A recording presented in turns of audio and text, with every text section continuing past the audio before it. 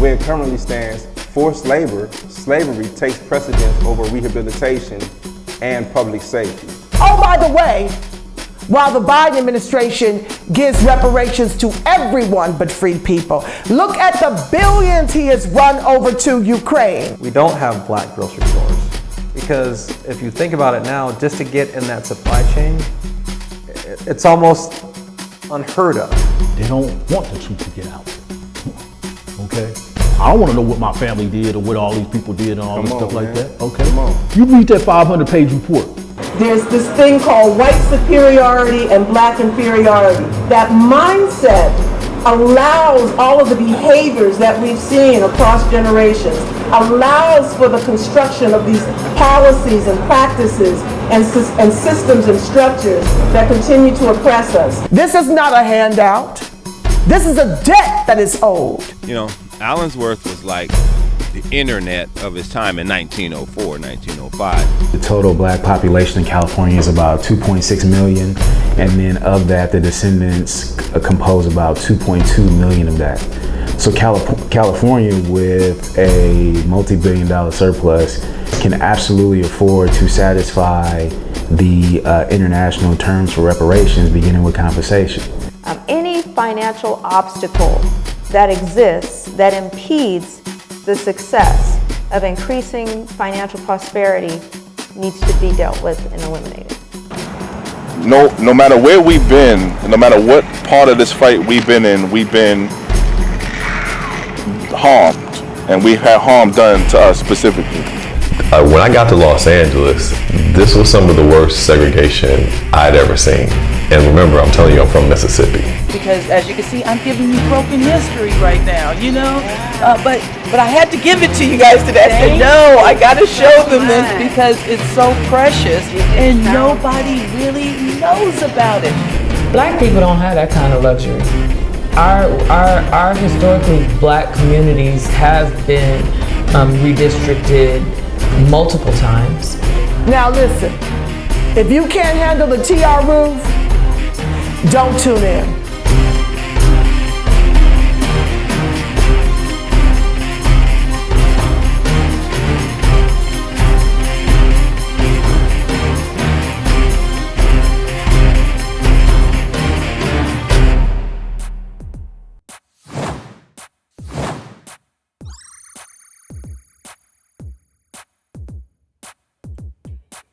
Back again for In the News.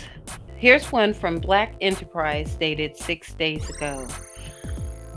President of Tulsa's Black Wall Street Chamber of Commerce and husband found dead.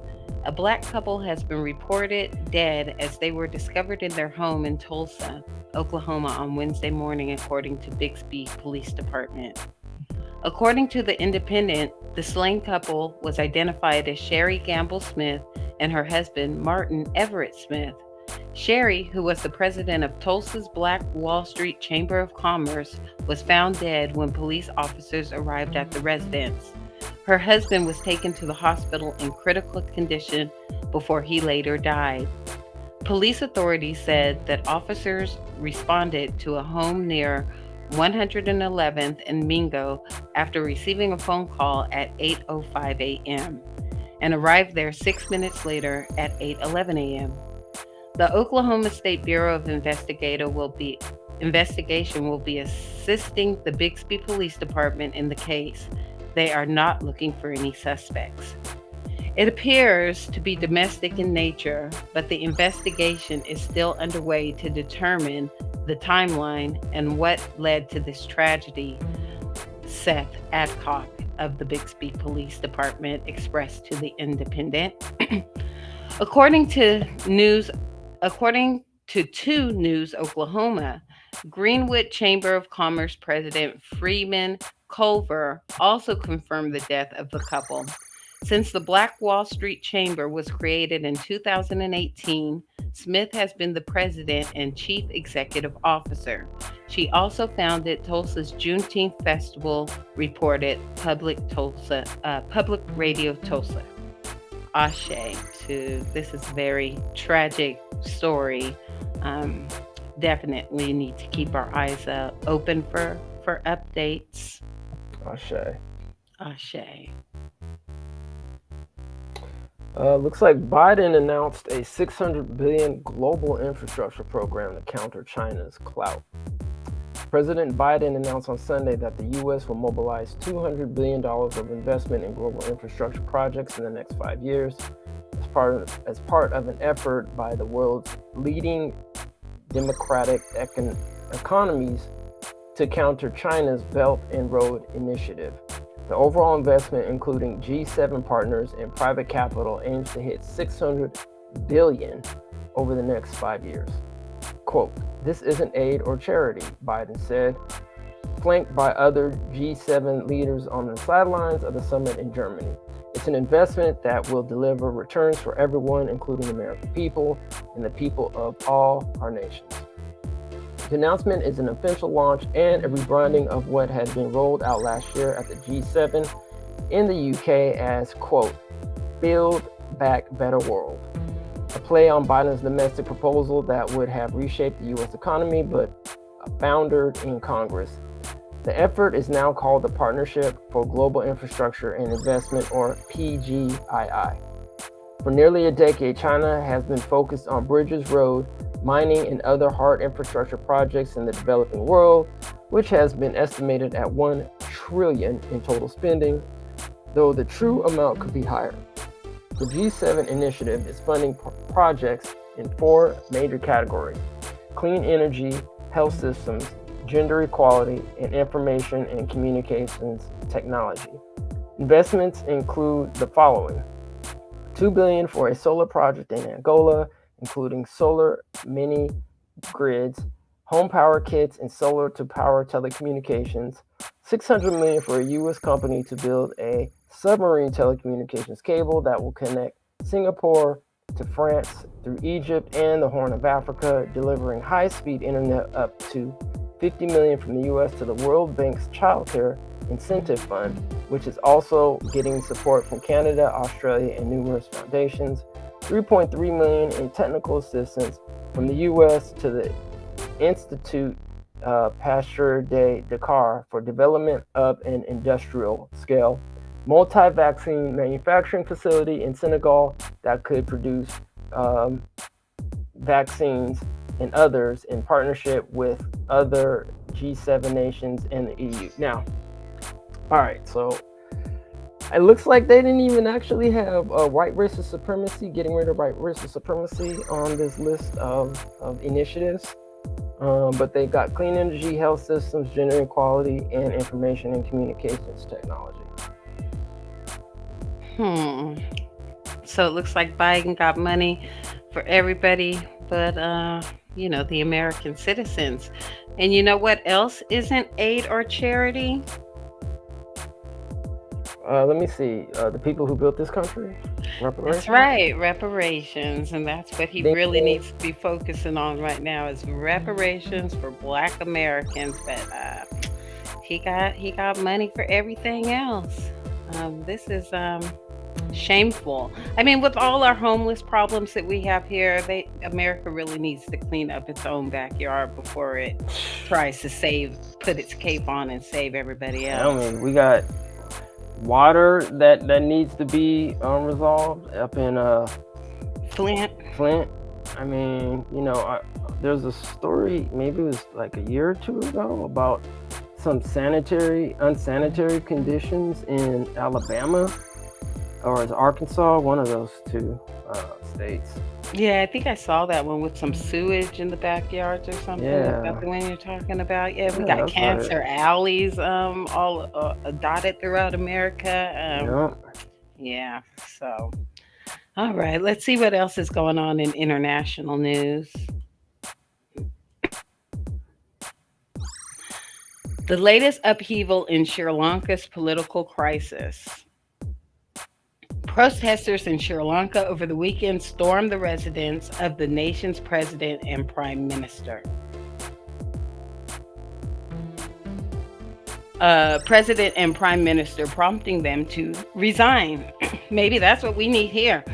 The resignations were the latest upheaval in Sri Lanka's worst political crisis in nearly 7 decades, NBC News reports. Driving the news, shortages in food and other necessities prompted thousands of Sri Lankans to storm President Gotabaya Rajapaksa's home Saturday, according to PBS NewsHour. Photos even captured protesters swimming in the presidential pool, NBC News reported. In addition, protesters set fire to Prime Minister Ranil Wickremesinghe's private residence, according to CNN. Both Rajapaksa and Wickremesinghe agreed to resign in the wake of the weekend's protests. Still, a resolution to Sri Lanka's crisis isn't in sight, according to PBS. Lawmakers in Sri Lanka have agreed to elect a new president on July 20th, PBS reported. So is that how you get stuff done? I guess so. All right, well, let's take a look at some of these protest proceedings.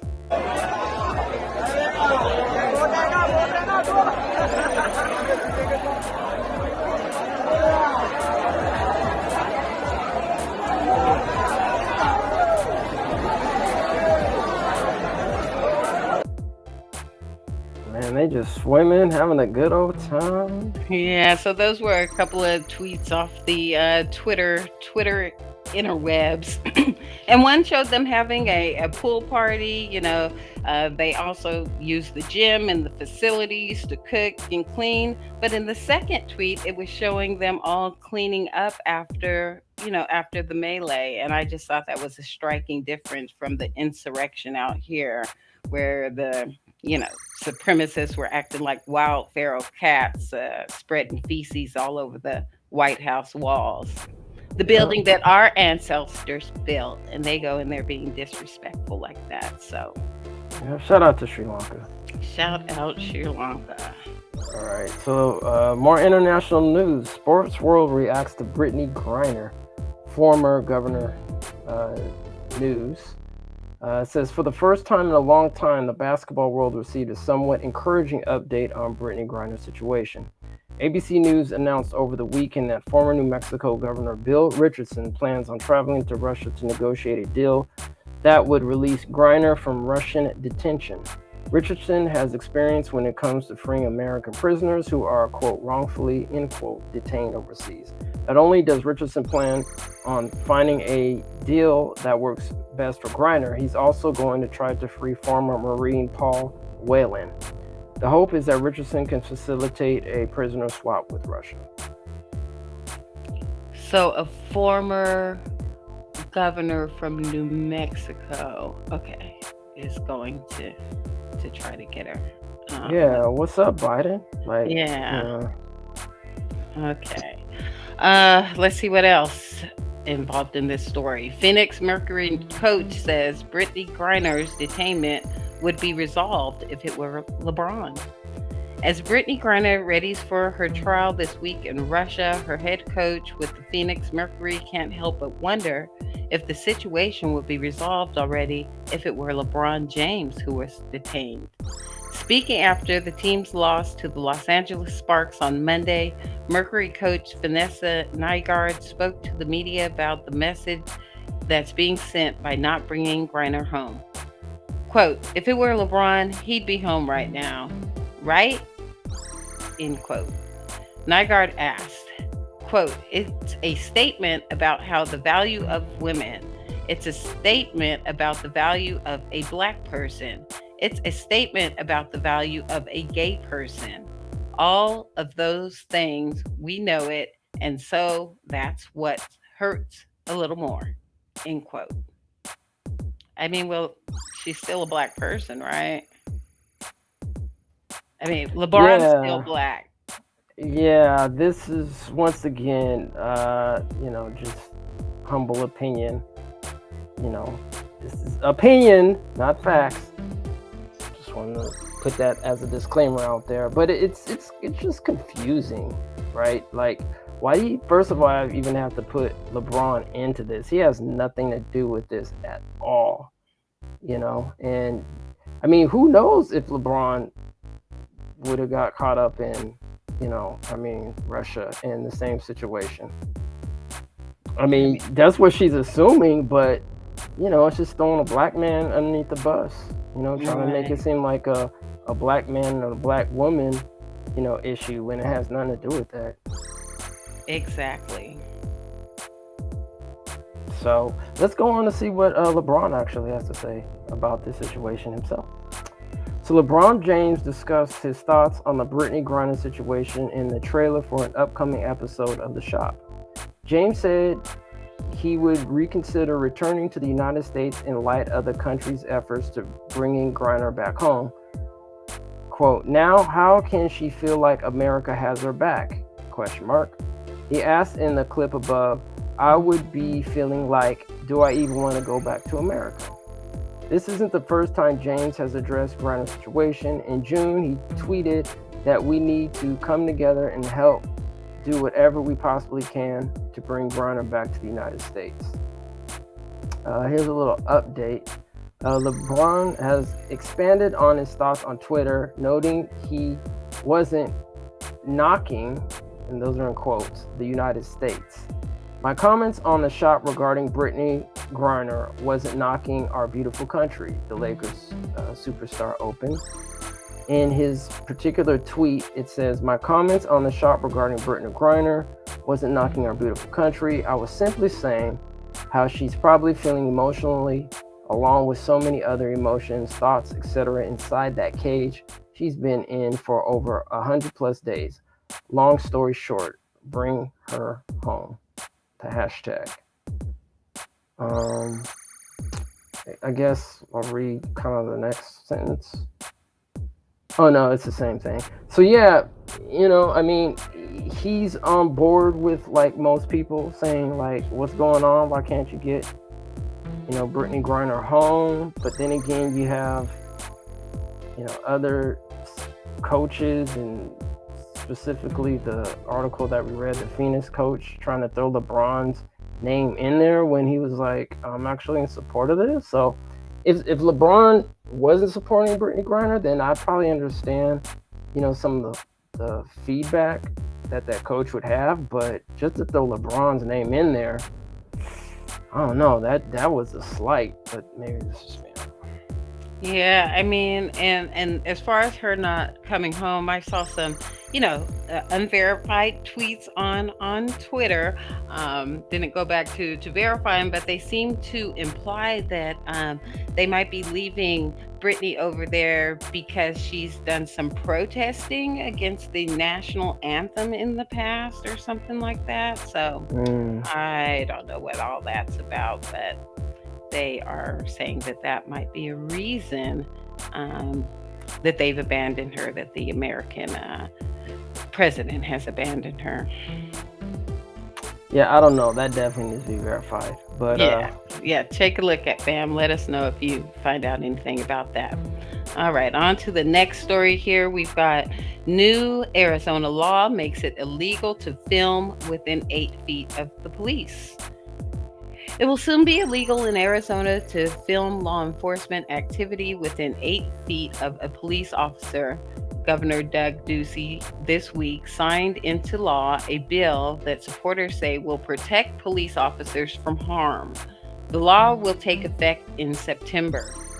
The bill was sponsored by Rep. John Kavanaugh, a retired officer with the Port Authority of New York and New Jersey.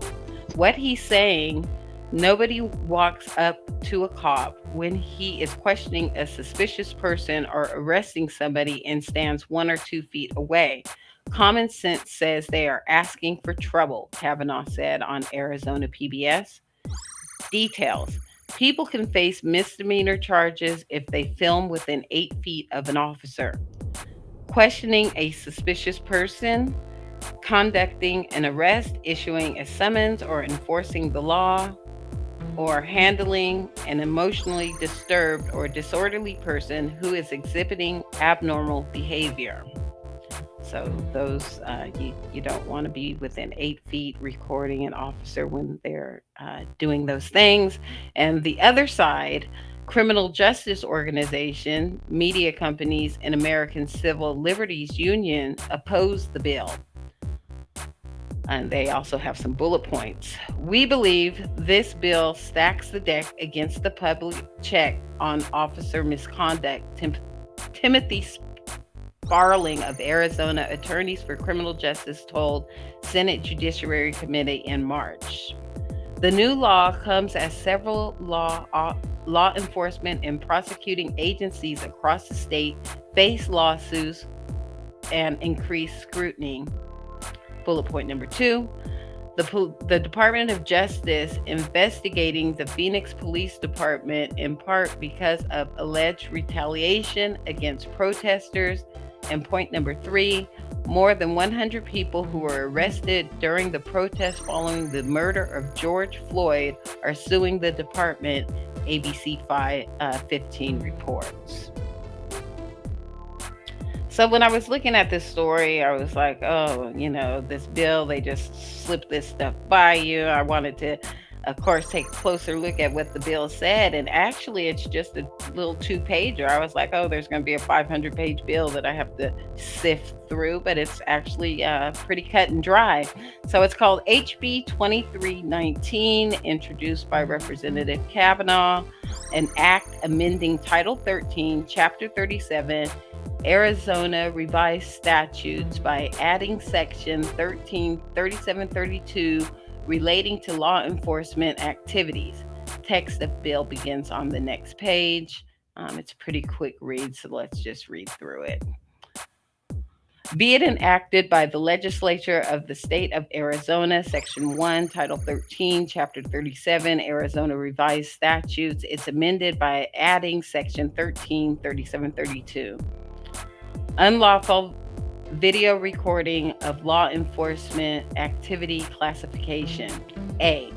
It is unlawful for a person to knowingly make a video recording of law enforcement activity, including the handling of an emotionally disturbed person, if the person making the video recording does not have the permission of a law enforcement officer and is within 15 feet of where the law enforcement activity is occurring. If the law enforcement activity is occurring in an enclosed structure that is on a private property, a person who is authorized to be on the property may make a video recording of the activity from an adjacent room or area that is less than 15 feet away from where the activity is occurring. Unless a law enforcement officer determines that the person is interfering in the law enforcement activity or that it is not safe to be in the area and orders the person to stop recording or to leave the area. B. This section does not establish a right or authorize any person to make a video recording of law enforcement activity. C. A violation of this section is a petty offense, except that if the person fails to comply with a verbal warning of a violation of this section or has previously been convicted of a violation of this section, it is a Class 3 misdemeanor. Yeah, this is unconstitutional. Like this is basically this is really unconstitutional. So is this going to have to be challenged by the Supreme Court? Of course it is. Like this is, freedom of press, freedom of speech, this does not work. Yeah, and then the whole 8 feet, but then it said 15 feet, so it's confusing. And if an officer is, if it's a traffic infraction and they're up at your window, naturally they're not going to be 8 feet away from you. So that's going to put it into all of those videos that we saw. And even thinking back to the George Floyd murder, it looked like those people were maybe closer than 8 feet during that whole ordeal. Yeah, I mean, they may have been around 8 feet. I don't think maybe around, I yeah. think they're around 8 feet. But I mean, regardless, I mean, just the mere fact, I mean, as we were talking about, I mean, if an officer pulls up on you and you have your phone out, you know, and they're closer to you, you know, then you can't record them even if they're doing something mischievous. Like, this is unlawful, and eventually this is going to go to the Supreme Court somehow, some way. It's starting in September. Well, good luck for the people out in Arizona. I wish you guys well. A new California law holds gun makers liable. The gun industry can no longer hide. Governor Newsom signs legislation so irresponsible gun makers can be sued for the carnage their products cause. New law bolsters California's nation-leading gun safety policies, credited with cutting gun death rate by half. Taking new steps to further hold the gun industry accountable, Governor Gavin Newsom signed legislation Monday allowing the state, local governments, and Californians to sue gun makers. Quote, "To the victims of gun violence and their families, California stands with you. The gun industry can no longer hide from the devastating harm their products cause," Governor Newsom said. "Our kids, families, and communities deserve streets free of gun violence, and gun makers must be held accountable for their role in the crisis. Nearly every industry is held liable when people are hurt or killed by their products. Guns should be no different." AB 1594, authored by Assembly members Phil Ting, looks like he's representative out of San Francisco, Mike A. Gibson out of Carson, and Chris Ward out of San Diego, allows individuals, local governments, and the California Attorney General to sue irresponsible manufacturers and sellers of firearms for the harm caused by their products.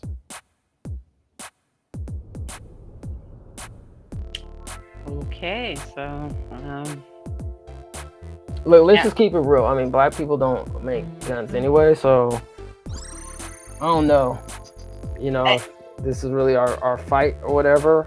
But right. So they say gun manufacturers and gun sellers. We probably don't sell a lot of them either, but I don't know. Yeah, we do have some, I mean, a handful of black folks, you know, have their own shops, but I mean, it's very minuscule compared to, you know, the white population. Yeah, so we'll see where this goes. All right, so maybe a bit of good news on the horizon. California inflation relief refund. Here's who's eligible for payment. Californians may start seeing refunds from the state as part of a plan to offer some measure of relief from inflation. California residents who filed their 2020 taxes are eligible to receive a one-time payment of up to $1,050 as part of the state's inflation relief package. As many as 23 million will receive some payout. The payments will be distributed starting in October. The last batch will go out in the middle of January 2023. Who is eligible for a refund? The California Franchise Tax Board said residents who filed their 2020 tax return after October 15, 2021 do not qualify for the middle class tax refund. Eligible residents who filed their 2020 tax return online and opted to receive a direct deposit payment will have the refund issued in that form. Everyone else will get the payment issued on a debit card. Yeah, that'd be nice. Cash never hurts. Yeah, that never hurts, but I just, wonder how many of us are going to get left out of that one too, being contingent on these tax filing statuses. All right, so some more news in California. A woman who was convicted as teen for killing her sex trafficker pardoned by Governor Newsom. California Governor Gavin Newsom has pardoned a victim of teen sex trafficking who spent nearly 2 decades in prison after she killed her abuser and pimp.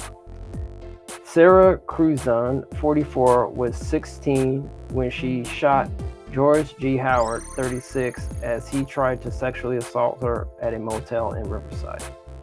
Kruzan, who has since become a national advocate for prison reform, was sex trafficked by Howard for years, starting at age 13. Efforts to have her conviction reduced and her freedom regained drew petitions and demonstrations organized in her name. Supporters included actresses Demi Moore and Myra Sorvino. In Kruzan's pardon, issued by Newsom on Friday, the governor wrote she has transformed her life and dedicated herself to community service.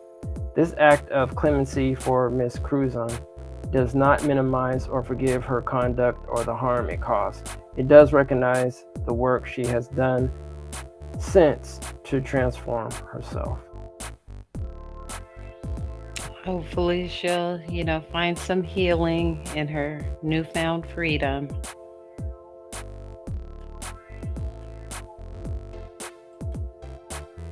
Speaking of healing, unprecedented plan to return Bruce's Beach to rightful Black heirs revealed by officials. And this was back on June 23rd, but I don't think we ever reported on it. We were on our hiatus. All right.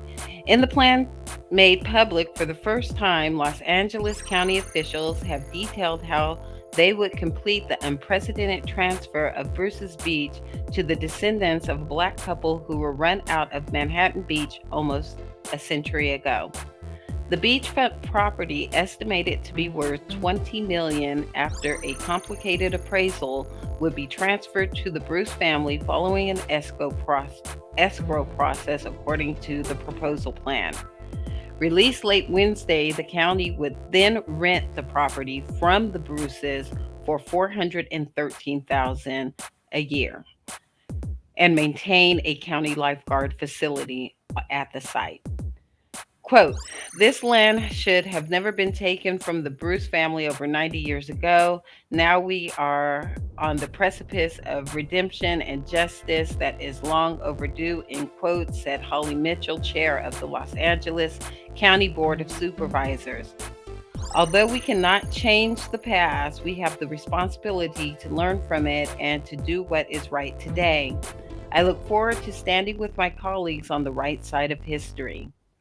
Quote, this has not been an easy process. There was no precedent for this, said LA County Supervisor Janice Hahn, who said a team of lawyers scoured the books and could not find no comparable case study. We wanted this to be foolproof. We wanted to transfer the property to the Bruce family in the safest way possible so that they would not inherit legal challenges or any kind of burden. So does that seem like enough, or is that just a start? $413K. We were just out at Bruce's Beach. Is that a fair assessment in your opinion? $413 per year, maintain a. Well, I mean, I don't know. I mean, it's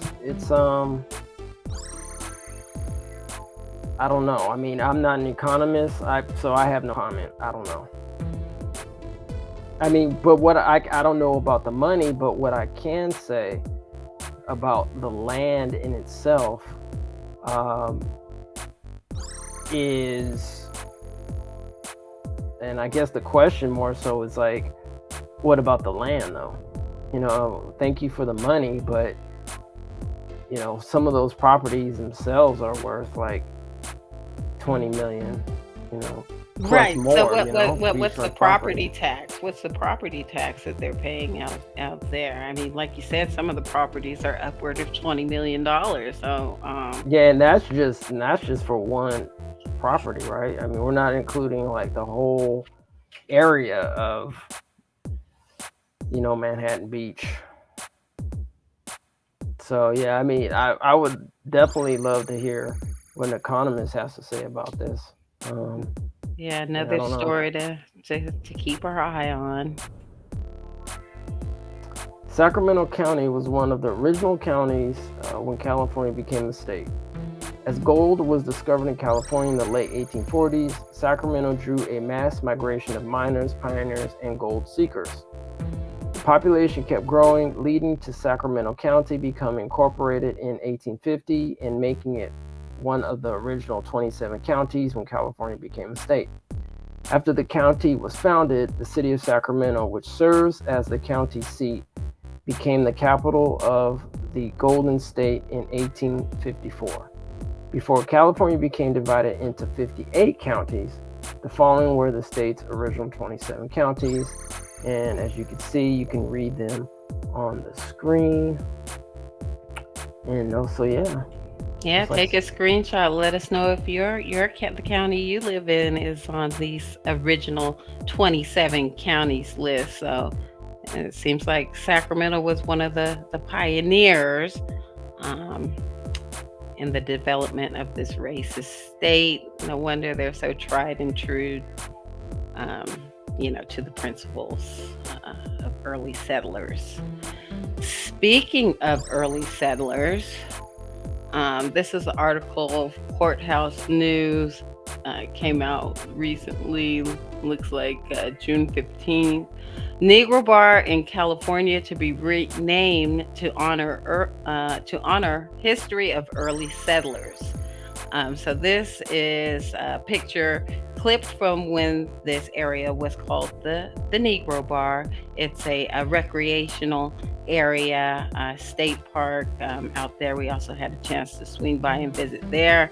Unfortunately, by the time we got there, which was after Juneteenth weekend, when we get back to Sacramento area, this was on the 24th of June, and they've already changed it to Black Miners Bar, as you can see here.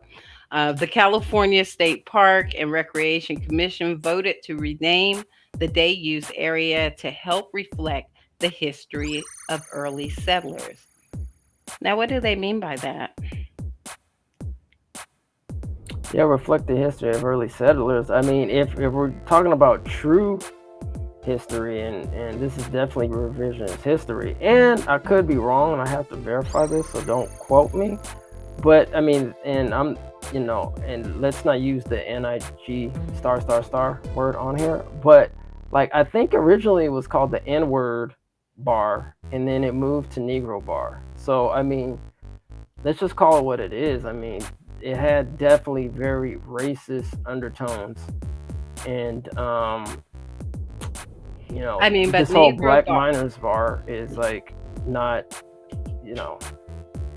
that's definitely revisionist history. Yeah, I mean, it's erasure. Obviously, like you said, it was the hard R bar. Then they toned it down to Negro bar. So, I mean, I think that tells us who the early settlers were. And I think that this is just in, erasure of our heritage and lineage. So, it's my opinion, though. Yeah. On the other news, looks like San Jose Sharks Mike Grier became the first general manager for the San Jose Sharks in the National Hockey League. Grier, who retired in 2011, played 14 seasons in the NHL with 4 teams, including the Sharks.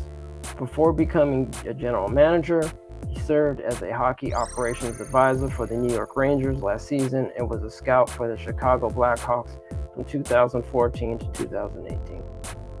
Shout out to him.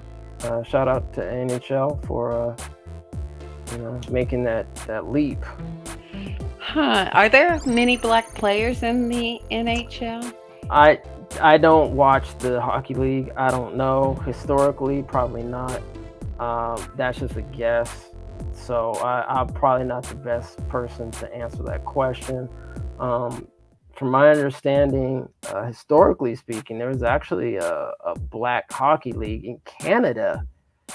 Either they're a black team or black hockey league. I can't remember. That started in Canada like way back in the day. I don't remember the times, but so yeah, I mean, blacks have always, been involved in hockey, but obviously comparatively speaking to, some of the, quote unquote people who classify themselves as white or European, I would just guess that, we haven't had as many, but yeah. Okay, well, congratulations, Mr. Grier, for making the executive management staff. All right. Speaking of revisionist history, we're looking out here in Sacramento. Actually, we need your help, fam.